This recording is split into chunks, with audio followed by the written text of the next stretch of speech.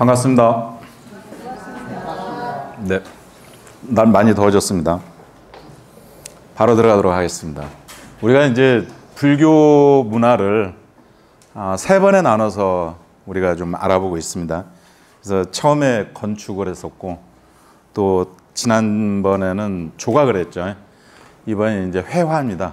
회화는 말 그대로 이제 그림인데, 이 부분이 어떻게 보면 불교 문화의 가장 중요한 부분이 아닌가 싶어요. 다 중요하겠지만 회화 이 부분이 가장 중요한 것이어서, 타이틀을 아는 만큼 보이는 불교 미술이니까 아는 만큼 보이는 불교, 그 중에서도 이 회화 이 부분만 조금 여러분들이 이해를 아니면 조금 아시고 보면, 그러면은 좀 다른데 많은 도움이 좀 될 겁니다. 그래서 먼저 지난번에 드렸던 이거 한 장 있죠, 이거야. 이게 굉장히 아마 도움이 많이 될 거예요. 오늘 좀 이거 좀 옆에다 놓고서 같이 보시면 여러분들이 우리가 불교 회화를, 불교 그림을 이해하는 데 좀 도움이 되지 않겠나 이런 생각을 해봅니다. 그림은, 불교의 그림은 불교와 관련된 말 그대로 이제 그림인데, 좁은 의미로는 존상화라는 존경스러운 형상, 그리고 또 하나는 예배하기 위한 그림. 우리가 종교하니까 예배를 하는 거. 또 하나는 교화하기 위해서, 우리가 또 종교 이쪽에서의 중요한 게 뭐냐면은 가르침이잖아요. 교주의 가르침을 좀 그 가르침대로 우리가 이제 배우는, 그래서 교화하기 위한, 크게는 사실은 이렇게 세 개로 나누어서 우리가 좀 분리할 수 있는데, 이게 분리가 그렇다 하는 것이지 사실은 다 똑같이, 결국은 다 똑같이 세 가지가 같이 의미를 다 담고 있습니다. 제가 좀 중요하게 생각하는 건 빨간 걸로 되어 있는 것입니다. 원근법, 주인공이 중심이고 3단 구성이라는 거. 종교화에서 일반 그림과 좀 다른 점이 있어요. 가장 대표적인 게 원근법이에요. 원근법이 없어요. 원근법이. 그래서 종교화는 가까운 것과 먼 거리 감각이 없어요. 예를 들어서 부처님 세계, 극락세계는 우리들 생각으로 뭐 저기 천리만리도 가고 해도 가고 뭐 명왕성 달도 가고 하듯이, 뭐 별들도 가고 하듯이, 아무리가 거리 멀어도 순간적으로 우리가 저기를 하면 그 세계에 다다를 수 있다, 뭐 이런 의미가 담고 있는 게 그 중에 하나. 원근이 없어요. 그냥 그 자리가 다, 모두가 다. 그래서 독특하게 원근법이 무시한 것이 이 종교의 특성이고, 특히 우리 불화에서. 그 다음에 주인공이 중심이에요. 뭐 종교화가 대부분 그래요. 예를 들어서 뭐 기독교 같은 경우는 뭐 예수님이 뭐 주인공이겠죠. 그러면 예수님을 크게 그리고 주변에 이제 부수적인 제자들이나 저기들은 작게 그리고 하는 게, 이것은 이제 종교화의 특징인데, 그 중에서 우리 불교 쪽만이, 불화의 특성 중에서는 대체적으로 3단 기법입니다. 3단법. 하단, 중단, 상단. 상단은 부처님 세계. 중단이 대체적으로 이제 주인공이 되는 불보살이 되던 어쨌든 주인공이 되는, 하단이 이제 우리들이 이제 중생 세계. 이렇게 보시면 이해를 하면 되겠습니다. 그래서 상중하로 표현을 대체적으로 하는데, 그 상중하의 표현을 그렇게 단의 구분을 대체적으로 이렇게 구름으로 이렇게 표현을 해요. 구름으로 나눠요. 구름이 아닌 경우도 있지만 대체적으로 그렇습니다. 그래서 이제 불화가 여러 종류가 있는데 하나하나 우리가 살펴보도록 하겠습니다. 존상도, 존귀한 분에 대한 존상이겠죠. 그래서 저쪽에 보면 송광사 오불도거든요. 원래 이제 송광사에 53불이라고 저쪽 송광사의 저쪽 조계산 산 쪽에 가면 화엄전이 있는데, 거기에 이제 불조전이라고 있어서 거기에 모셔져 있는데, 벽이 이제 디귿자로 있을 거 아닙니까? 디귿자로 문 열고 들어가면 디귿자로. 그래서 뭐 가운데 여러분, 양쪽 벽, 그 중에 한쪽에 5분에 이렇게 해서 따로 오불이라고도 해요. 53불짜리지만 이 오불도가 잊어버렸었어요. 그래가지고 미국인 미술 교사가 인사동에서 뭔 고가구가 하나가 있었는데 그 서랍 안에 이 오불도가 그냥 착착착착 말려져서 있었던 거예요. 근데 이 사람은 미술교사여서 그 아마 평화봉사단으로 왔지 않았겠나 싶어요. 그래가지고 뭘 이렇게 이제 고가구를 인사동에서 막 이렇게 보다가 저 오불도를 보고는 깜짝 놀란 거예요. 근데 이거는 그냥 거기에 그냥 딸려 있는 거예요. 이게 그 가구에. 근데 이 가구를 파는 거예요. 이 주인이. 그것만 달라고 하기도 뭐하고. 근데 이 가구가 자기가 사기가 좀 벅찬 금액이었던 모양이에요. 벅찬 금액이어가지고 못 샀어. 못 샀는데 집에 와가지고 아무리 생각해도 내가 그 그림을 내가 어떻게든 그러려면 그 가구를 사야 해. 그래서 다음에 다시 갔대요. 갔는데 팔려버렸어요. 팔려버렸어. 그런데 다행히도 한쪽 구석에 이 그림만 꾹을 찾아서 한쪽에 있더래요. 그걸 사간 사람이 이것의 가치를 몰랐던 거죠. 이 그림에. 그래가지고 이게 웬일이야, 웬떡이야 해가지고 샀답니다.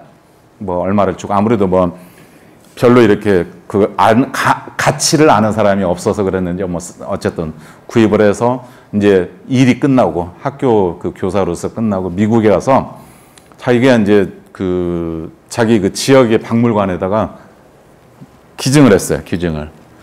근데 우리나라도 한국도 뭐가 이제 문화가 발달되다 보니까 이제 우리 문화를 막 문화재나 이런 거에 관심이 많아요. 그래서 우리 거 잃어버린 불화나 이런 것들을 막 조사를 하는 중에 미국의 박물관에 그 도로 개선과 이게 나온 거예요. 이게. 아주 그것도 공부들 열심히 한 학예사들이 있어서 찾았던 것 같아요. 그래가지고 미국에다가 연락을 해서 여차여차 이거는 우리가 도난당한 거다. 그러고 우리가 이렇게 신고가 되어 있다. 그때 뭐 도난 불화나 이렇게 도난 불교 성보문화재를 종단 차원에서 그거를 정리한 적이 있었거든요. 그렇게 해가지고 그쪽의 가족들, 이걸 기증했던 가족들이 그쪽에 허락을 받아서 기꺼이 아마 그렇게 얘기를 들었었는데, 그래서 그분은 이제 돌아가셨던 모양이야. 하셨던 분은 그 미술교사는 그 부인인가 가족들이 그런 얘기를 해서 이거는 그럴 수도 있겠다. 그래서 다시 원자리로 가야 한다. 해가지고 돌려받았어요. 한 4, 5년 돼요. 아주 오불도 우리 송광사에서 찾았다고 해가지고 막 크게 저기도 하고 지금 아마 보물인가로 지정이 돼 있을 거예요. 자, 보시죠. 어때요? 거리 감각이 있어요? 원근법이 없죠. 원근법이 없어요. 5분의 부처님이신데 이 부처님의 존상이 하나하나 이렇게 되어져 있고, 여기는 똑같은 부처님들인 게 똑같은 크기로 이렇게 했어요. 그런데 이쪽에 화엄사 영산회상도는 뭐예요? 영산회상도. 영산이 뭐예요? 영취산. 법화경을 부처님이 인도에서 법화경을 설하셨던 그 산이 독수리처럼 생겼다고 그래서 영취산이거든요. 독수리 취자인데 거기에서 부처님이 법문을 이 회상이라는 게 모일 회자에 모인다라는 윗산자에 대해서 모인다라는 거예요. 그래서 법회를 의미해요. 회상이라는 게 법회. 그래서 대중이 모인 법회를 회상이라고 하는데, 영상회상도니까 영취산에 부처님, 서가모니 부처님이 법화경을 설하시는 모습이에요. 그래서 영상회상, 음악도 하고 하늘에 이 부처님이 법문을 하면 우리 중생들만 듣는 게 아니라 하늘의 천신들도 가서 듣고 저기 그 지옥 중생들도 듣고 한다는 이런 의미가 있어요. 서가모니 부처님이에요. 그래서 서가모니 부처님의 좌우 부처는 누구예요? 가섭관한. 이 불상적인. 물론 문수보현도 있죠. 문수보현도. 하지만 서가모니 부처님 저기에는 가섭안한이 항상 중요해요. 그래서 문수보현보살이고 좌우 부처에, 그리고 그 가섭존자와 안한존자. 가섭존자는 부처님보다도 연세가 많잖아요. 그러니까 노인으로 항상 등장이 되고, 그 다음에 2대 부처님 다음으로 이제 그 불맥이 이어져 오죠. 안한존자는 부처님을 항상 시봉했던 사촌 형제이면서, 그래서 그 다음에 여기에 이제 10분의 이제 10대 제자가 이렇게 있겠죠. 이렇게 해서 그 영상회산도인데, 주인공인 부처님이 크죠. 당연히. 기독교나 천주교나 모든 종교화가 그래요. 주인공은 크고, 그 다음에 주변에 이제 인물들은 이렇게 작게 나오는 것이 이게 이제 회상도가 되겠습니다. 회상도. 불안은 존상도이기도 하고 또 예배도 거기에 예배도 하고 아까 그게 예배도 하겠죠 우리가 경배도 하고 교화도 해요. 교화의 대표적인 저기 중에 변상도와 시무도가 있는데 변상도는 불경에 나오는 교훈적인 장면을 거기에다가 그려놨어요. 특히 사경을 할 때. 그리고 이 변상도의 역할은 뭐냐면 글자를 몰라. 글자를 모르는 사람들에게 그때의 모습을 그대로 거기에다 많은 얘기를 담아서 이렇게 해요. 그러면 이제 저 같은 사람이 여기에서 막 어쩌고 저쩌고 이렇게 부처님이 여기 앉아 계시고 여기 누구 있고 여기에서 무슨 말씀하시고 이러한 얘기가 여기 담겨 있는 거예요. 이게 교훈적인 그런 얘기들을 해서 그러한 부분들을 글자를 모르는 사람들이 그림을 보고서도 이해할 수 있게끔 하는 게 변상도입니다. 변상도요. 다음에 시부도라는 게 있어. 시부도. 10개의 시부. 10개의 소인데 그림이란 말입니다. 우리의 선종에서 특히 우리가 마음 공부를 하는 과정을 10개의 단계로 나누어서 그림을 그렸어요. 그래서 10개의 소에 비유해서 우리 마음을 소에 비유해가지고 처음에 시무. 내 마음을 찾는데 소에 비유했어. 내 마음이 소인데 이 소를 찾으러 가. 소를 찾으러 가. 아무것도 안 보여. 그러다가 견져. 소 발자국이 있어. 소 발자국. 그런 다음에 견우. 소 발자국을 따라가니까 저기 꼬리가 있죠. 소의 뒷모습이 보여. 그래서 소를 잡아가지고서 소를 이제 목동처럼 기르는 거야. 가르쳐서 이제 소를 타고 이제 그 소를 내 마음대로. 그러니까 이 소가 내 마음인데 내 마음이 막 원숭이 멋뛰듯이 날아다니는 거를 원래는 마음이 있는지 없는지도 몰랐지만 그 마음을 막 이렇게 명상을 하듯이 참선을 하고 뭐 간화선을 하고 뭐 화두를 들고 해가지고서 하다 보니까 내 마음의 흔적이 보여.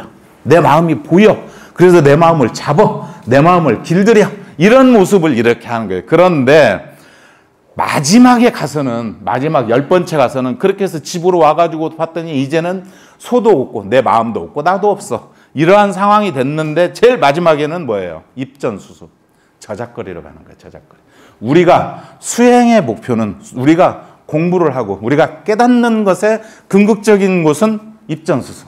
저작거리, 시장거리, 사람으로 다시 가는 거예요. 가서 같이 어울리면서 그들에게 내가 깨우친 것을 알려주는 것이 시부도, 그러한 우리의 또 공부의 단계가 그렇다라는 거란 말입니다. 그런데 송나라 때 특히 이 시부도 그림들이 많이 나오는데 과감의 시부도와 보명산사의 시부도 두 가지가 크게 유명해요. 이거는 과감의 시부도예요. 과감의 시부도의 특성은 둥그런 거에다가 이렇게 그림을 그렸어. 둥그런 원에다가. 그런데 보명의 시부도는 우리 송광사 승보전이에요. 승보전. 벽에 이런 그림들이 있어요. 보명의 15도, 10개의 소로 나눴다고 15도라고도 하고 찾는다 이거. 소, 마음. 그래서 심우도라고 해요. 두 가지를 혼용해서 쓰는데 이 보명의 시무도는 이런 스타일이에요. 제가 5번째 득을 했어요. 모구. 소를, 내 마음을 이제 막 길들여. 내 마음을. 길들이면 어떻게 되냐면 본래 내 마음은 이렇게 시커멓게 감았어. 어두웠어. 공부가 잘 되어지면 이렇게 하얗게 된답니다. 하얗게. 그래서 그 모습이 이러한 모습이에요. 이러한 모습. 그래서 반절은 이고, 그래서 완전히 이제 이 이후부터는 이제 내 마음이 환한 하얀 소가 되겠죠. 그렇게 해서 심으로 이렇게 나타나게 됩니다. 불전도라는 게 있어요. 불전도. 부처님의 전생 이야기나 부처님 당시 부처님 이야기들, 설화나 이런 것들을 그림으로 그리는데 저기는 토끼와 거북이 그림이에요. 상주에 있는 남장사 벽에 있는 건데 토끼 거북이 우리 잘 알죠. 토끼. 용궁에 용왕이 아파. 그래서 저기를 하려면 누가 그랬어? 토끼 간을 가져와야 한대. 그래서 그거를 토끼 간을 가질로 저 거북이가 와. 거북이 수륙 양용이잖아요. 땅에 와가지고 토끼한테 만났어. 토끼야, 내가 좋은데 데리고 갈게 해가지고 태우고 바다로 들어가. 용궁으로 막 가는데 얘가 가다 보니까 야 근데 내가 왜 너 나를 어쩌고 하니까 여차여차 그때는 이제 이 얘기를 해줘. 네 간을 빼서 우리 용왕님 저기 해야. 그러니까 토끼가 이거 내가 죽으러 가는 거네. 그래서 거기서 뭐예요? 거북이를 등을 탁 때리면서 이 뻥청한 놈 그럼 친장이 나한테 얘기를 하지. 내 간이 굉장히 싱성한 거야. 내 간을 해야 이게 만병통치약인데 이 간은 굉장히 중요한 거여 가지고 지금 내가 마침 아침에 씻어서 나무에다가 이렇게 널어놓고 왔어. 친장 얘기하지. 그럼 내가 데리고 가지고 와서 나만 가면 뭔 필요가 있어. 간이 필요한데. 그래서 그 토끼가 그렇게 해가지고 다시 와가지고 펄짝 내리면서 그러는 거야. 세상에 멍청한 녀석아. 간을 빼놓은 놈이 어디 갔냐고. 이런 이야기예요. 근데 이게 원래 인도에 전생담이나 여기 있었어요. 전생담. 원래 인도 이야기야. 우리 신청이 이야기나 이런 그 토끼 이야기나 이게 인도에서는 그 악어하고 원숭이하고 얘기야. 원숭이. 어려서 원숭이가 거기는 이제 악어하고 원숭이가 거기에 있어. 우리는 원숭이하고 악어가 없지만요. 원숭이가 어려서부터 그 강가에서 살았어. 근데 이 강에 악어가 살았는데 어려서부터 살다 보니까 친구가 됐어. 참 그 착한 이 악어가 마누라가 어쨌든 고약한 마누라야. 내가 저 원숭이 저걸 어떻게 해야겠는데 그래서 원숭이 간을 내가 먹고 싶다고 그냥 남편한테 계속 제기하는 거예요. 그 악어 부인이. 그러니까 악어 그 남편이 야 그래도 내 친구인데 어려서부터 이렇게 코온 친구인데 내가 어떻게 걔를 그러겠냐. 그래도 그냥 그 악어 부인이 얘기를 해서 어쩔 수 없이 그냥 악어가 가서 나무에서 놀고 있는 그 악어도 수륙 양용이잖아요. 물에서랑. 그 원숭이한테 토끼 얘기처럼 여차여차 그렇게 돼요. 가다가 이제 그런 일들이 있어가지고 이것이 우리나라에 와서는 그 토끼와 원숭이 이야기가 그 지역에 따라서 중국을 거쳐서 우리나라에 와서는 이렇게 중국과 우리나라에서는 변형이 되지만 내용의 이야기는 그런 거예요. 이러한 얘기들이 벽화에 있어요. 벽화에. 사찰벽에. 그래서 그 사찰에 가서 이 이야기는 이런 이야기다라고 이렇게 들려주는 사람이 있겠죠. 이게 불전도예요. 만다라라는 게 있어요. 만다라는 말 그대로 그냥 부처님 세계를 표현한 거예요. 기하학적이든. 그래서 여기 주로 티벳에서 승려 한 5이나 6명 정도 스님들이 저렇게 그냥 고운 입자가 고운 그 모래에 색을 입혀가지고 저렇게 이게 그 만다라 부처님 세계를 갖다가서 이상적인 극락세계더니 이거를 기형학적으로 저렇게 막 하는 거예요. 저게 보통 일주일이나 보름 걸린대요. 그러고 나면 다 하고 난 다음에는 한순간에 확 이 모래를 휘어져 버리죠. 어차피 이게 허망하다. 이러한 얘기가 되겠죠. 근데 우리는 이제 티베트 스님들을 이렇게 모셔다가 직접 이제 어느 절에서 그런 시연을 많이 해요. 막 우리가 이제 막 기도도 하고. 이게 이제 아깝잖아. 그죠? 아까우니까 어떻게 해요? 거기다가 코팅 딱 해가지고 흩어지지 말라고 코팅해서 딱 보관하잖아요. 원래 티벳에서는 다 하고 난 다음에 확 휘저어가지고 원래 상태, 본래로 돌아가는 게 의미입니다. 그래서 이 수미산, 부처님 세계, 그러한 어떤 불교 우주관, 제가 좀 이 사진을 항상 이제 강조하면서 불교의 우주관, 사찰이 이런 형태로 만들어졌다고 하죠. 9개의 산이 있고 8개의 강이 있어. 산과 강을 건너서 그 가운데 산이 하나 있어. 그게 수미산이야.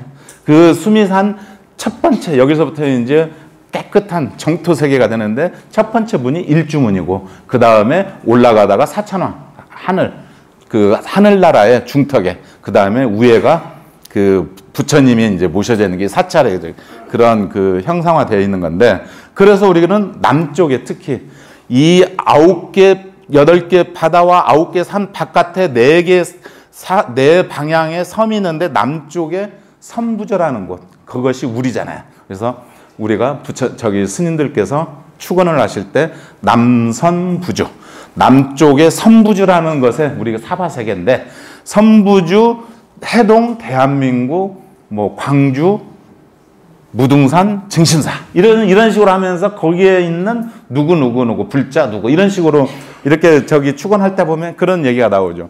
이게 인도네시아의 보르도보든가 제가 개인적으로 불교 성지 저쪽 티벳도 가보고 몽골도 가보고 해봤는데 인도도 가보고 두 군데를 못 갔어요. 제 원이 그건데 하나 실크로드를 제가 못 가봤습니다. 특히 실크로드 중에서도 구마라집 스님이 불교 경전을 이렇게 그 쿠차 왕국이라고 그 왕국의 왕자였다가 불교 경전을 현장 스님보다도 더 선배되는 이렇게 된 스님이신데 구마라집의 그 고향인 쿠차 왕국을 그렇게 가보고 제가 그냥 원이 그거예요. 금생에 갈지 모르겠습니다.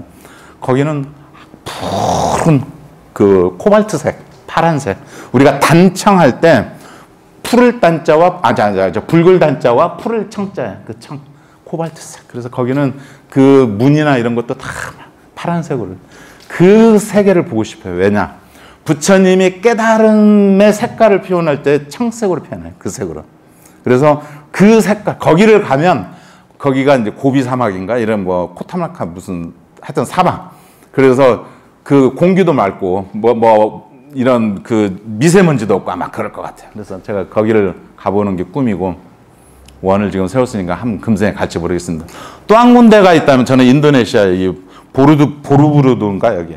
이게 원래 예전에 지금은 이제 인도네시아가 이슬람 뭐 세계 최대 국가죠. 인구도 제일 많고 이슬람 국가이지만 원래는 불교 국가였어요. 불교. 여기에 그 전 세계 7대 불가사의 중에 인간으로서 저게 가능할까 하는 7개의 뭐 불가사의하다는 게 있죠. 저쪽 어디입니까? 저기 저 페루인가 거기 뭐 멕시코인가 거기 보면 뭐 잉카 그 저기 하듯이 여기가 그렇습니다. 여기가 인간으로서 이거를 그렇게 저 만다라를 형상화해 놓은. 그래서 제가 좀 이 사진을 마침 우연히 뭘 이렇게 검색을 하다가 봐서 좀 이야기가 싶다 해서 좀 제가 보여드리는 것입니다. 우리가 이제 예배하는 그 불화로서는 대표적인 게 괴불이겠죠. 괴불. 괴불은 저렇게 괴불대가 있어서 미왕사입니다. 미왕사에 괴불을 이렇게 모시고 1년에 한 번씩이던 뭐 이렇게 영산제를 하던 이렇게 큰 제를 이렇게 지내는 거죠. 그래서 그 바깥에 들야자 바깥에 단을 이렇게 세우고 법문을 하는 법의 자리. 그래서 야단법석이라고 하죠. 야단법석이 여기에서 나온 말이라고 그랬죠. 이런 것이 야단법석이 되겠습니다. 단간주주가 이제 그 단간주주와 괴불대는 틀립니다. 단간주주는 하나예요. 저렇게. 괴불대는 괴불을 두 개를 지지해야 하니까 두 개가 있지만 괴불대는 그 두 개가 양쪽에 있어야 거기다 나무를 세우고 이렇게 그 괴불을 세우겠죠. 단간주주는 여기에다 당이에요. 당.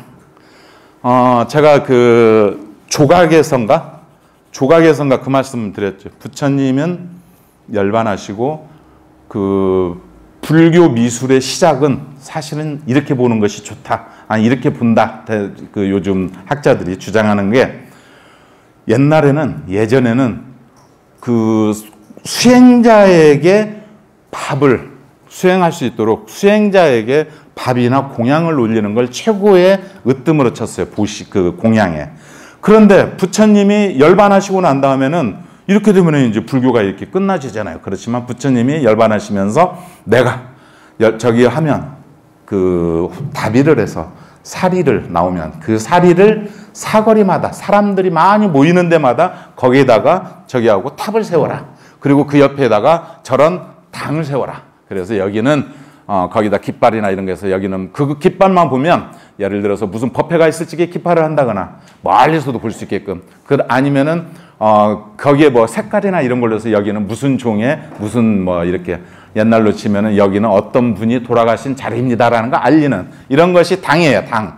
그래서 이제 지금은 이제 가운데 나무가 이제 썩고 없어지니까 저 단간 지주 때만 저렇게 있는 한 개짜리가 우리 가까운데 여기 나주 석단간 나주 그 시장 그 전통 시장 있는데 그쪽에 가면요 이 석단간이 있어요. 이렇게 돌로 되었기 때문에 나무가 안 있기 때문에 이 당이 지금도 있어요. 이렇게. 그러니 옛날에는 집이 요 정도 전부 다 1층이니까요. 요 정도 높이에 이렇게 높은 저기에다가 여기에다가 이제 뭐 법회난 거 있으면 이제 깃발을 세우는 거죠. 그럼 막 흩날리면 뭐가 있는 게 비네 하고 사람들이 모이는 것이죠.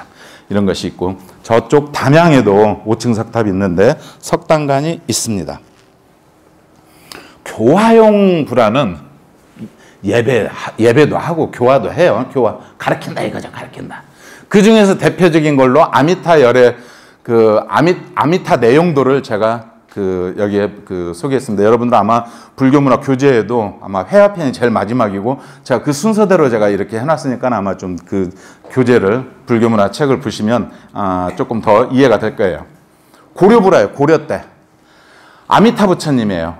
아미타 부처님의 좌우 부처가 관세음보살과 대세지보살이기도 하지만, 여기에 그 지장보살로 이렇게 삼존불이 나오기도 해요. 그 삼존불이.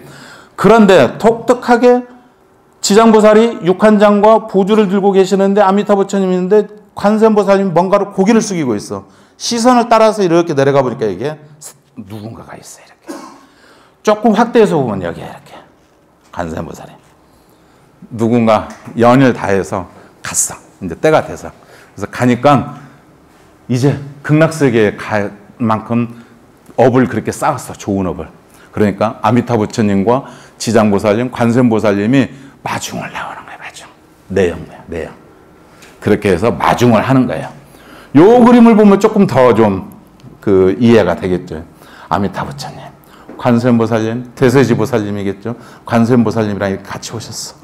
어떤 그 집에 보니까 어머님이 돌아가셨네. 어머님이 돌아가셔서 아마 그 어머님이 평생에 그런 극락에 갈 수 있는 그런 업을 쌓았던 모양이에요. 그러니까 그 자손들이 이렇게 기도하고 있는데 이렇게 모시러 온 거예요. 이러한 가르침을, 그런 내용들을 가르침을 담고 있어서 예배도 이 아미타부 그 불의 그림에 예배도 하지만, 종교적으로 예배도 하지만 이러한 교육적인 내용도 담고 있는 게 그렇습니다. 반야용선은 전에 몇 번 얘기했죠. 통도사 극락전 아주 유명한 반야용선이에요. 반야용선이 뭐냐? 험한 바다에 연꽃이 이렇게 있으면, 연꽃은 불교에서 새로운 생명의 탄생이에요. 새로운 생명의 탄생. 내가 죽으면 뭔가로 이렇게 윤회에 의해서 온다면 새로운 생명이 연꽃에서 탄생을 해요. 심청이가 인당수에 빠져서 올라올 때 뭐해? 연꽃으로 화생을 하는 거예요. 이 험난한 그 파도, 이 세파를 이기고 나아갈 수 있는 곳은 오직 용이야. 신성스러운. 이 용이 하나의 배가 되어져서, 앞쪽에서는 여기 보면 일로왕보살이, 앞에서 끌는 일로왕보살이 내가 끌고 가고, 뒤에서는 지장보살이 이렇게 탁 호위를 하면서 이렇게 감싸줘요. 여기 있는 분들은 다 극락세계에 갈 자격을 얻었어. 업을, 착한 일을 했어. 여기 그림 자세히 보면 요 분은 다들 앞에들 이렇게 이제 나의 극락을 향해서 가는데 자식들 생각한다고 고개를 돌려서 봐.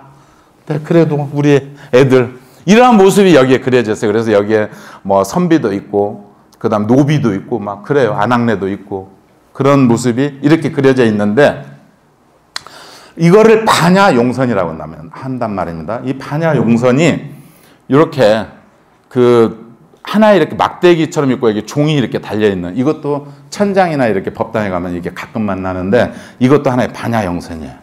그런데 여기에는 지금 여기 운문사, 저기 청도 운문사, 비구니 스님 그 절의 그 반야용선인데, 이 반야용선에 뭔가 끈이 하나 있어서 누군가가 하나 덜렁덜렁 매달려 있어. 이 사람이 때가 돼서 가는데, 이제 업이 채워져서 반야용선 티켓을 탔어.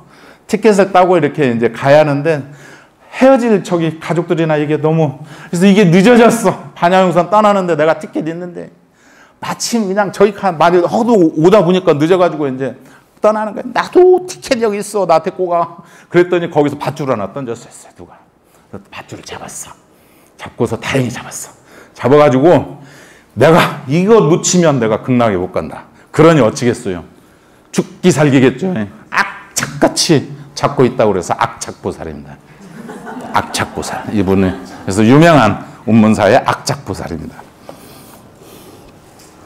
법당이 있어요. 법당. 대부분 법당 앞에 현판 양쪽에 용이 있죠. 용머리가. 대부분 있죠. 근데 이 용이 이 용을 이렇게 옆에서 이렇게 문턱에 이렇게 보면은 바로 뒤에 꼬리가 있어요. 이렇게. 용 한 마리의 꼬리예요. 저기 저 강진 백년사. 에? 대흥사고요. 대흥사 대홍보전이고. 백년사에 보면 바로 용이 있고 바로 뒤에 꼬리가 있어. 한 마리 이게 그 용이. 그런데 여기에 없으면 꼬리가 저쪽 저기가 앞이면 벽 뒤에 이제 뒤쪽 여기가 이제 부처님 이렇게 모셔져 있고 문이 저쪽에 용이 있으면 현판이 있고요. 그럼 요 뒤쪽 벽이 있잖아요. 뒤쪽 바깥에 이게 꼬리가 있는 경우가 많아요. 이 말은 뭐예요? 이 말은 판야용선이잖아요. 용의 이 법당이 내가 법당에서 기도, 수행, 뭐 하여튼 법당에서는 나쁜 짓 안 할 거 아닙니까? 부처님 저니까. 있는 사람들은 다 반야용선 가는 거야 지금. 반야용선 타고 극락 가는 거야. 반야용선 타고. 이러한 의미가 우리가 법당도 하나의 반야용선이다라는 의미입니다. 그러죠? 제가 이거 보여드리려고 몇 번 강조했죠? 제가 여러분들 몇 번 강조했죠? 자, 광주시청이에요. 어디에 있어요? 극락강 옆에, 치평동 극락강 옆에. 극락강이 뭐예요?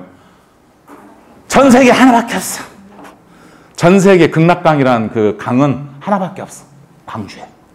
그래서 극락강 옆에 여기가 새로 지금 이전된 저긴데 뭐처럼 생겼어요? 배처럼 생겼죠. 분명히 누가 보더라도. 이거를 설계했던 사람은 뭐라고 얘기하냐면 이 앞에가 5층이고 이게 18층이랍니다. 이게 .518를 상징하는. 아, 처음 저기세요? 처음? 처음이에요. 처음. 지금 하여튼 518 엊그제. 그래서 518을 여기에 담았답니다. 그런 뜻을. 근데 제가 보니까 이거는 아니야. 절대 아니야. 앞에가 광주시 의회예요. 배 앞머리가. 누구예요? 아까 반야용선에 일로왕보살 일로왕. 의회는 뭐예요? 나를 따르라 아닙니까? 우리가 뽑아준 의원들이. 우리 시를 이끌어 가는 거예요. 자, 뒤에 행정동이에요. 행정동 18층. 여기는 공무원들이 막 행정을 봐. 지장보살이 딱 버티고 있으면서 우리 저기들을. 그럼 여기 밑에는 뭐예요? 여기에 뭐 회의실도 있고 강당도 있고 은행도 있고 시민들이 사용할 수 있게끔. 우리 시민들이 극락을 향해서 반야용선을 타고 가는 거예요, 이게. 그래서 저는 이 이야기를 전에도 몇 번 말씀드렸지만 계속 반복할 겁니다, 이렇게. 계속. 여러분 저 만나면은 또 이 얘기 또 올 거예요, 그냥. 귀에 그냥 뭐가 왜? 좀 알리라고. 제가 한 얘기가 지금 아까 그 얘기와 여기까지 연결이 잘못된 거 있습니까? 극락강 옆에서요. 광주는 빛광자예요. 빛광자. 빛고울. 빛고울이에요. 빛은 뭐예요? 무량광 아미타 부처님. 아미타 부처님의 별칭이 무량수 또는 무량광이에요. 아미타 부처님은. 그래서 아미타 부처님을 모신 법당을 극락전이라고도 하고 여기 보면 나오죠. 무량광전도 나오죠. 무량수전도 나오죠. 무량수전. 무량광전이나 무량수전은 아미타 부처님이 주부래요. 광주는 아미타 부처님이 상주하는 극락고을이에요. 아미타 부처님이 누구예요? 극락세상을 주지하는, 극락세상에 상주하고 계신 분이에요. 그래서 동쪽에 부처님산, 무등산, 남쪽에 부처님을 모신 금당, 집을 부처님이 금옷을 입은 분이라고 해서 옛날에는 금당이라고 그랬어요. 법당이라고 안 하고 금당이라고. 그래서 금당산이 있죠. 금당산이 그 금당이에요. 다행히 우리 불교 이야기를, 불교를 지명이나 여기서 막 빼. 지금은 막 없어요. 거의 못 찾아요. 제가 몇 년 전까지 한 2년 전인가도 금당산에 올라갔다 왔는데 금당산 정상에 그렇게 하나 다행히 써 있어요. 금당산은 부처님 집에서 유래된 산 이름입니다. 뭐 그렇게 써 있어요. 그 위에 다행히. 근데 지금 아마 올라가면 또 없어졌을지도 몰라요. 막 자꾸 치워요, 우리 불교를. 금당산이 그렇습니다. 서쪽에 운천사 마애불. 그래서 이 마애불은 저기 무등산에 그 원효사에서 원효 스님이 수행할 때 저기 서쪽에서 보면 빛이 있더래요. 그래서 거기를 가보라고 제자들을 보냈어. 가서 보니까 그 마애부처님이 계신 거예요. 그래서 거기에 절을 세우고 마애부처님 거기에 있어요. 그게 그 운천사 마애부래요. 운천저수지 옆에. 광주에 살면서 운천사 마애부를 한 분 칭찬 안 한 분이 수두룩박박이야. 그냥 나 보니까 정말 너무 많아요. 안타까워 죽겠어. 안타까워 죽겠어요. 자, 그러면 동서남 다 부처님 저기죠. 북쪽은 뭐예요? 북쪽. 극락강이잖아요. 극락강. 세계에 하나밖에 없는 강. 극락강. 자, 극락은 뭐예요? 죽은 자나 산 자나 모두가 다 같이 사는 세상이에요. 기독교는 뭐죠? 요단강. 요단강은 죽어야만 가는 강이에요. 요단강 건너갔다 하면은 그냥 병풍 뒤에 향 피우는 거예요. 그냥 죽음이에요. 불교는 극락강은 극락세상은 산자도 같이 즐기는 곳이 극락이에요. 극락. 산자나 죽은 자나. 우리 광주가 그렇습니다. 그래서 빛광이에요. 빛광. 그런데 광주에 왜 빛광자인지를 제대로 아직도 설명하는 분을 저는 못 만났어요. 그나마 가장 근접한 분이 향토 사학자라고 하면서 그분이 라디오에서 오는 걸 제가 우연히 들었는데 그분 말씀 좀 이해가 가더라고요. 뭐냐면 그분은 왜 광주냐, 빛광자냐. 저쪽에 동쪽에 해가 번져 뜰 때 서석대 상서로운 돌이잖아요. 그게 상서로운 돌에 탁 빛이 비쳐서 무지갯빛이 우리한테 보여져서 그래서 극락이다. 이렇게 유래됐다고 그분은 그렇게 설명을 하더라고요. 제가 정초에 라디오를 차를 몰고 가다 보니까 그 말도 일견이 있어요.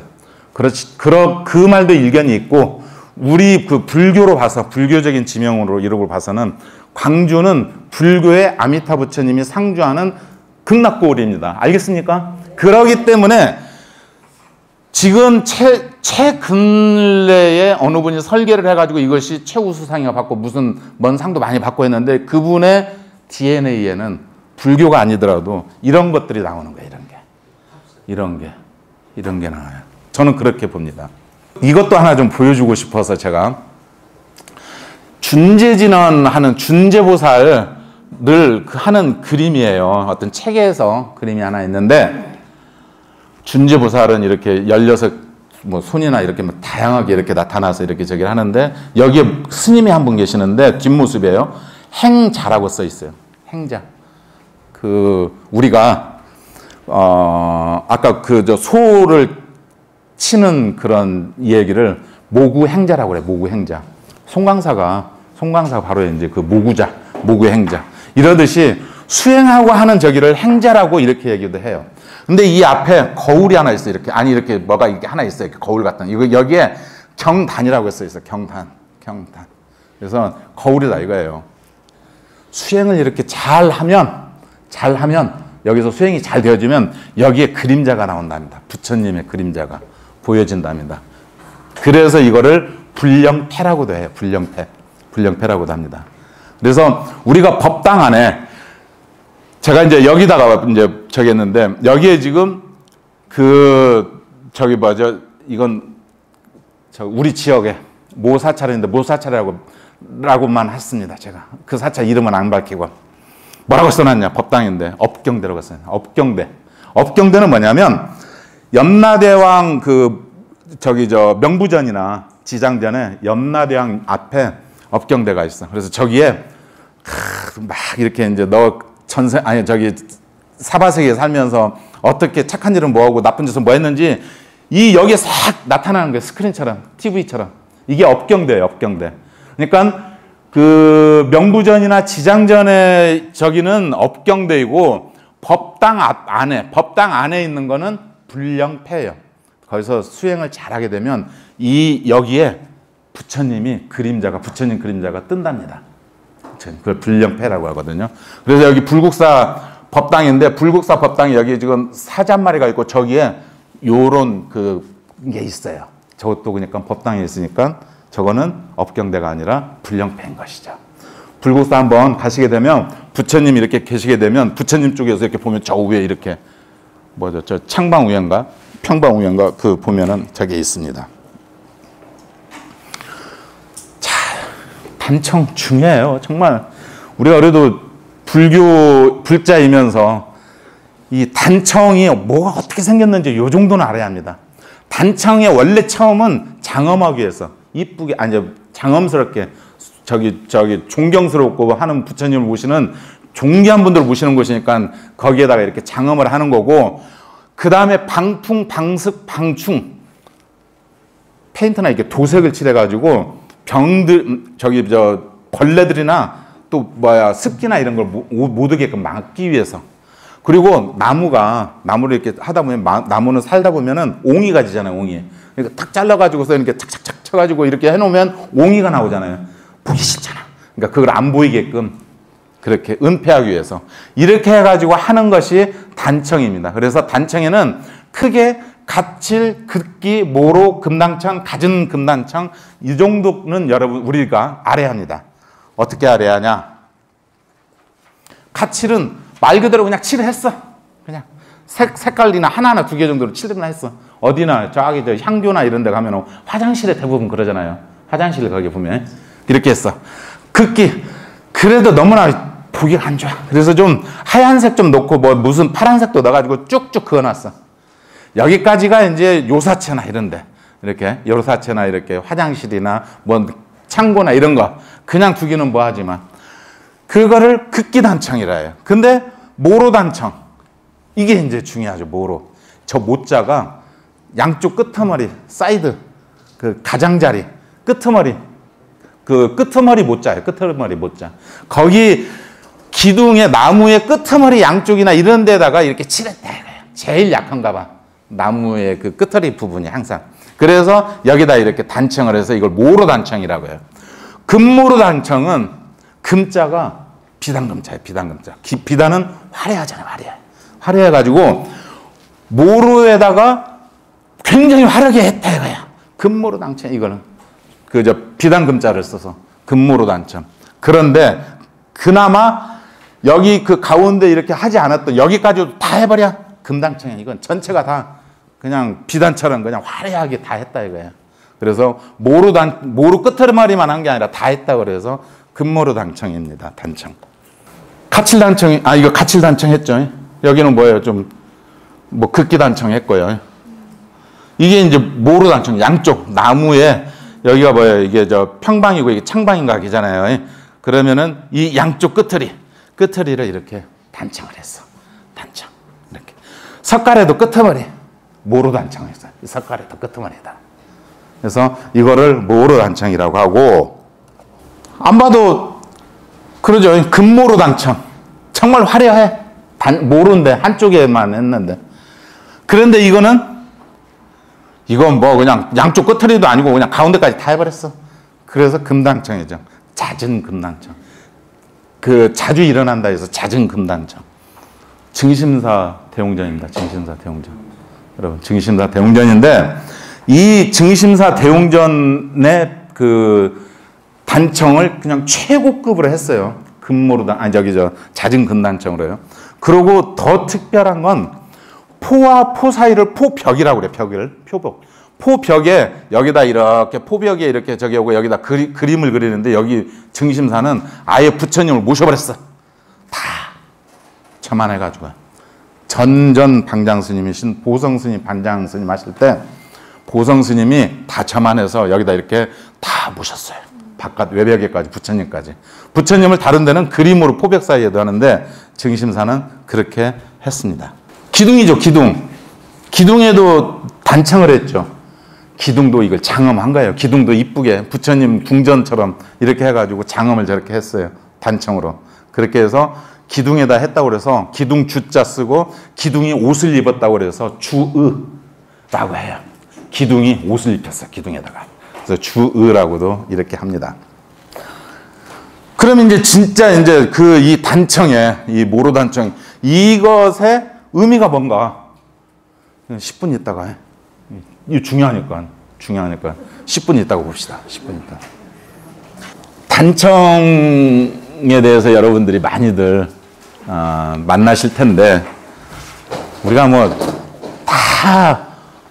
우리가 알 것까지는 알면 더 좋죠, 물론. 근데 그래도 최소한 요 정도까지는 알아야 한다. 요 정도까지는 자, 이게 이제 그림으로 일단 이해하기 쉽게요. 단청이 이게 연꽃은 뭐라고 그랬죠? 새로운 생명의 탄생이라고 했잖아요. 생명과 관련된 거예요. 그래서 이 연화대에는 불보살님만 앉을 수 있어요. 이 연화대에는. 그러니까 이게 부처님이 앉아 계시는 단에 연꽃에는 부처님이나 보살님 밖에는 다른 저기가 올라가지를 잘 안 해요. 물론 새로운 생명의 탄생, 심청이가 여기 나타나기도 하죠. 물론. 그리고 또 어린 아이들 그림이나 이런 거예요. 어쨌든 이 연꽃의 새로운 생명에 여기에 이렇게 생긴 거 있어요. 이렇게. 뭐처럼 생겼냐? 석류처럼 생겼다고 해서 석류동이라고 합니다. 학자들이 그렇게 해놨어요. 학자들이. 이 석류는 뭐예요? 석류는 안에 알들이, 보글보글한 알들이 어마어마하게 많죠. 그러니까 그 생명체가 연꽃에 그 석류 알처럼 보글보글한 어마어마하게 많다라는 그런 의미를 담고 있겠죠. 그래서 쭉 올라가서 보면 올라가기 전에 옆에 이거를 진림이라고 그래. 이렇게 옆으로 있는 거. 일단 우리가 그 비녀로 이렇게 질렀다 하듯이 이 비녀 역할로 이렇게 질렀어. 여기서 일단 안정감을 하나 두어요. 여기가 여기에 이제 바탕이 내지고 그렇게 해서 옆에 곱슬 여러 가지 이렇게 이런 게 꼬부라진 것도 있고 하는데 쭉 올라가다 보면은 여기에 항아리가 하나 있어. 항아리가. 그 위에 동그라니 하얀 점이 하나 있어요. 쉽게 얘기해서 이 동그란 점을 민주점이라고 하는데 항아리가 있고요. 항아리에 이 사리가 있는 거예요. 사리가. 라고 보면 된다. 그러니까 학자들마다 다 틀려. 이거는 누가 이게 정확한 저기는 없어. 옛날부터 저기하는 저기가 이걸 사리로 보면 됩니다. 사리. 자, 연화대가 있고 석류동 사리병이 있고 위에 항아리가 있는데 위에 항아리에 사리가 담겨요. 이게 사리암이에요. 이 사리암. 이 사리암이 어디에서 나온 사리암이냐? 왕궁리 5층 석탑 아세요? 미륵사지 옆에 왕궁리 5층 석탑. 그 5층 석탑이 우리나라 탑 중에서 가장 균형미나 이렇게 탑을 좋아하는 사람들이 정말로 좋아하는 탑입니다. 그 5층 석탑. 왕궁리 5층 석탑이요. 거기에서 나온 사리암이에요. 이게 사리암. 여기 연꽃이 있고 석류동 같은 이런 사리병이 있고 여기에 민주점이 위에 있듯이 사리가. 이런 의미를 담고 있어요. 여기에서 또 굉장히 중요한 것이 또 하나 우리가 알아야 합니다. 뭐냐? 여기에 보면 여러 가지 채색된 빛이 이렇게 나가죠. 이렇게 빛 같은 무지개. 그죠? 이게 부처님은 백호돈이 어디에서든 부처님의 광명이을로 표현해. 부처님의 어떤 저기를. 빛이 이렇게 탁 나가는데 온 우주를 다 뒤덮어. 쉬라고 합니다. 이걸 쉬. 사람 인자. 한자로 하면 사람 인자라고 해서 어떤 데는 인휘 이렇게 표현하기도 해요. 하여튼 휘예요. 휘. 그래서 우리 부처님 뒤에 광배나 이런 데 보면 다 휘가 나가요. 휘. 자, 이거를 모로단청에서 이렇게 한번 보겠습니다. 진림이 있어요. 이렇게. 연이 있고 여기에 석류동이 있죠. 석류처럼 생긴. 그 위에 항아리가 조그마한 게 있고 여기에 민주점이 하나 있죠. 사리. 그러니까 새로운 생명의 사리, 새로운 생명의 탄생으로 보면은 큰 차이가 없어요. 그 다음에 여기 그 무지개 색깔의 휘가 부처님 자비광명이 퍼져나가는 거예요. 이렇게. 마찬가지야. 이것이 이 정도는 우리가 알면 이게 단청의 기본 정도. 이 정도는 이제 좀 이해가 갔습니까? 단청이라는 게. 다시 한번 말씀드리겠습니다. 이 진림이라는 걸로 그 비녀나 이런 걸로 이렇게 딱 안정감 있게 잡아놓고 그 다음에 여기에 연꽃이 이렇게 있고 연꽃이 피어나고 여기에 석류 같은 석류동이 있고 그 위에 약간 그 항아리 뚜껑 같은 요거 뚜껑 같은 여기가 있고 그 위에 민주점 사리를 상징하는 이것이고 다음에 그 귀면이 이제 상서로운 이제 귀면이 이렇게 있어서 여기에 이제 빛이 여기에서부터 빛이 이렇게 나가는 거예요. 이렇게 빛이 휘. 보면은 이거를 어떤 사람들은 요런 문양들이 여러 가지 여기 이제 문양이 있는데 특히 이 문양을 감꼭지라고 한다. 감꼭지. 감의 꼭지 있죠. 감꼭지. 근데 그 사람은 이제 어쨌든 미술 학자들이 이제 자기 하고 싶은 대로 이제 하는 얘기인 건데 그 학자도 왜 감꼭지냐? 뭐라고 했냐면은 이게 감이 우리 그 감이 모든 그 저 열매 중에서 한 대 이렇게 저기 뭉쳐서 이렇게 한 겨울이나 이렇게 한 저기를 하면 다 썩는데 감꼭지만 안 썩는답니다. 감꼭지만. 시골에 혹시 사시는 분들 그래요? 감꼭지만 그런다네요. 그래서 불생불멸 뭐 이런 걸로 의미한다고 누가 그렇게 얘기를 해요. 뭐 맞는지는 모르겠지만 어쨌든 감꼭지라고 하기도 하고 막 그렇습니다. 여러 가지 하여튼 여기 문양이 있습니다. 탱화, 걸탱자예요. 그림을 걸어. 그래서 이제 이게 우리나라에 이제 그 저기 중국에도 잘 없고 특히 우리나라 이게 원나라 때 넘어온 하나의 그 양식이라고 보면 되는데 어쨌든 걸어요 이렇게 법당에. 그런데 여기는 화엄사 대웅전인데 가운데 비로자나 부처님이 이렇게 계시죠. 비로자나 부처님 수인으로 그때 말씀 다 드렸죠. 그런데 여기 보면 이렇게 뭐가 이렇게 있어요. 이게 복주머니 같은. 탱화도 점안을 하면 점안 물건이 들어가요. 그래서 이 탱화 여기 뒤에 요런 데나 이 뒤에 거기다 비단이나 이런 걸로 해서 귀중한 걸 거기다 놓기도 하고 이렇게 아예 주머니를 해가지고 여기다가 복장물을 넣어서 복장물을 넣어서 하나의 이제 생명체로 이렇게 점안을 하는 겁니다. 점안. 그 다음에 이제 우리가 이제 벽화, 정각의 벽을 장엄하기 위해서 그 벽화를 하는데 우리 증심사 벽화예요. 증심사 벽화. 증심사 벽화인데 이게 이제 탄생불이에요. 탄생불. 그래서 뭐 천상천하 유화독전 이렇게 하죠. 마야 부인이 옆구리로 아기 부처님이 나왔어요. 자비광명이 이렇게 휘죠. 그죠? 자비경명이 막 그렇죠. 그래서 이제 아기 부처님을 시쳐줘. 9마리의 용들이 하늘에서 천신이 나와서 9마리의 용들이. 우리가 부처님 오신 날 관욕하죠. 관욕의식. 그 관욕의식이 여기에서 이제 시작이 되는 거예요. 그런데 이 벽화는 증심사 벽화인데 이렇게 이제 팔상 성도가 이렇게 있는 그림이 그려져 있는데 다른 그림과 특별한 점이 뭐예요?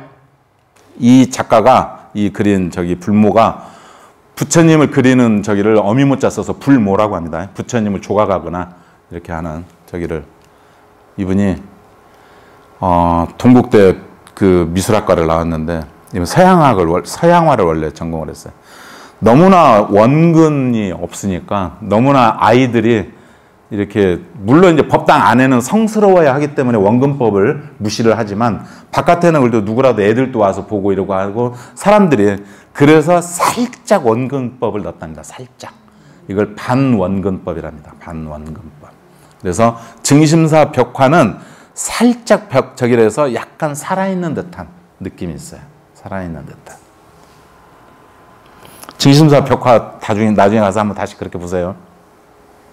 경전화. 아까 얘기했던 그 교화용. 그래서 이게 사경, 감지의 사경을 했는데 불설 아미타경이네요. 아미타 부처님이 어쩌고 하는 그림. 그리고 경전에 사경에 특히 저기 있고. 열애 회상도. 열애들의 여러 열애가 있는데 부처님들의 그 법회 그림. 이 사진은 해남 대흥사 대웅전 사진이에요. 근데 제가 마침 이때 갔었을 때 복이 있었어요. 뭔 복이 있었냐? 여기 원래 크게 부처님이 이렇게 계셔요. 개금불사으로 가셨어. 부처님이 안 계셔서 이 사진을 찍을 수 있는 정말 내가 갔었는데 부처님이 안 계셔서 그럼 빨리 찍어야죠. 그래서 이렇게 원 모습을 다 볼 수 있습니다. 약사열의 부처님입니다. 일광보살, 월광보살. 서가모니 부처님이세요. 그래서 여기 문수보현, 가섭존자, 안한존자. 그러죠? 그 다음에 여기 아미타 부처님이야. 관세음보살, 대세지보살. 그러죠? 그렇게 이제 그 그림들이 여러 회상도가 이렇게 했습니다. 그림 중에서 이제 불교 그림 중에서 이제 열애까지는 지금 이제 부처님이고 지금은 이제 보살입니다. 보살. 대표적인 게 우리나라는 관세음보살. 도갑사 32 관은 응신도예요. 32 응신도.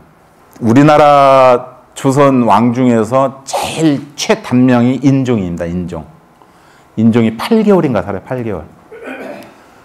그 부인이 남편의 저기라고 해서 그 왕실의 이자실인가?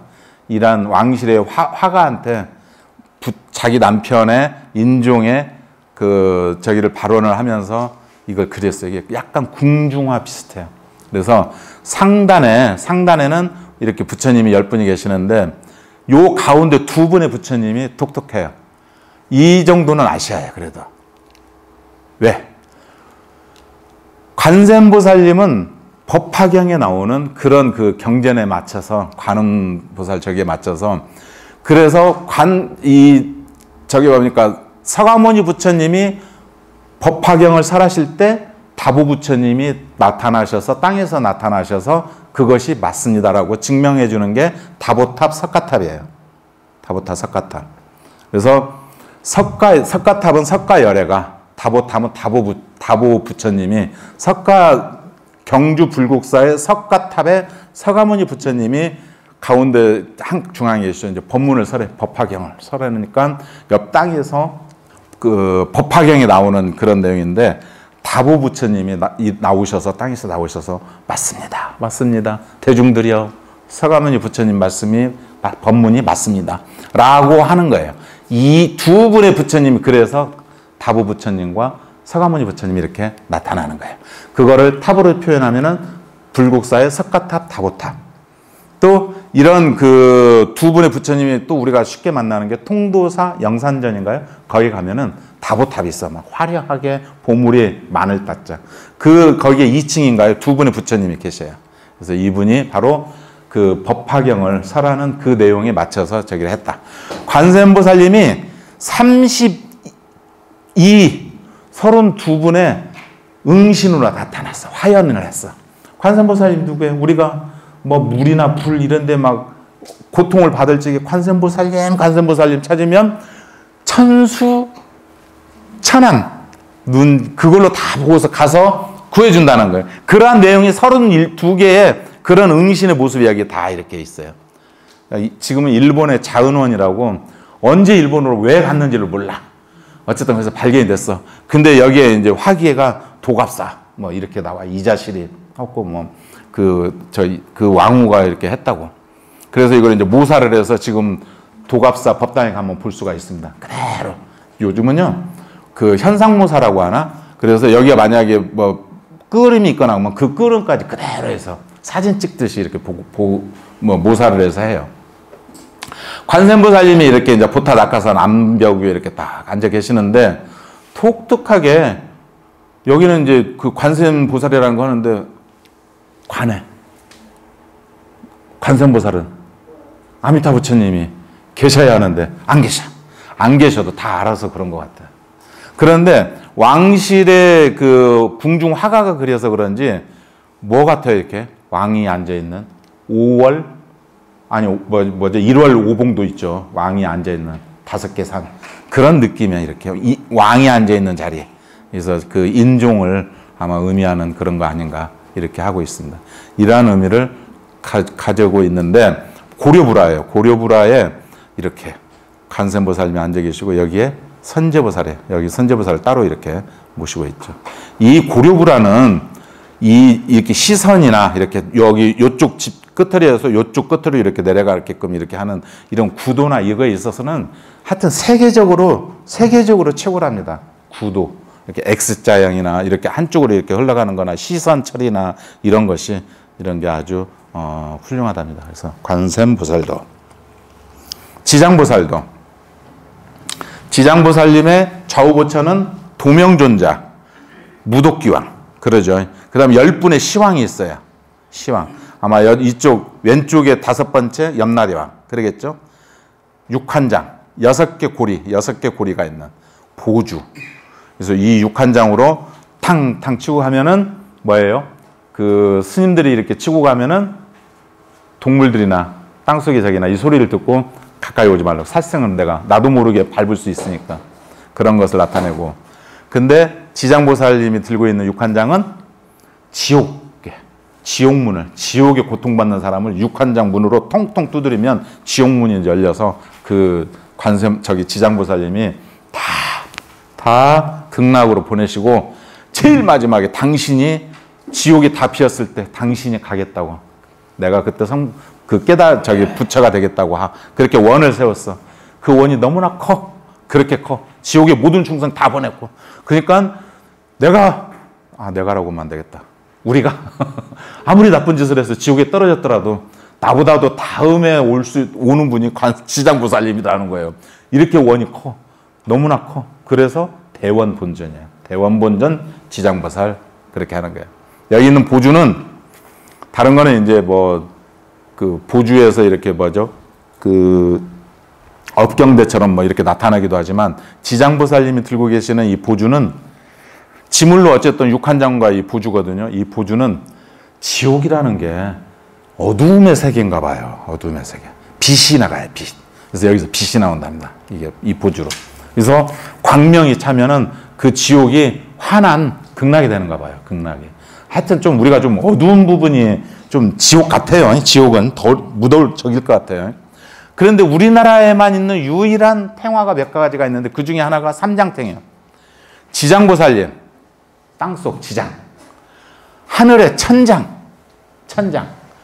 땅 위에 지지, 땅속, 땅 위, 하늘까지 다 중생, 지옥고에 있는 중생들을 다 구제하겠다는 게 이렇게 세 분의 지장보살이라고 그래서 삼장탱이에요. 이런 삼장탱이 많이 있습니다. 가까운 우리 지역에도 많이 있고요.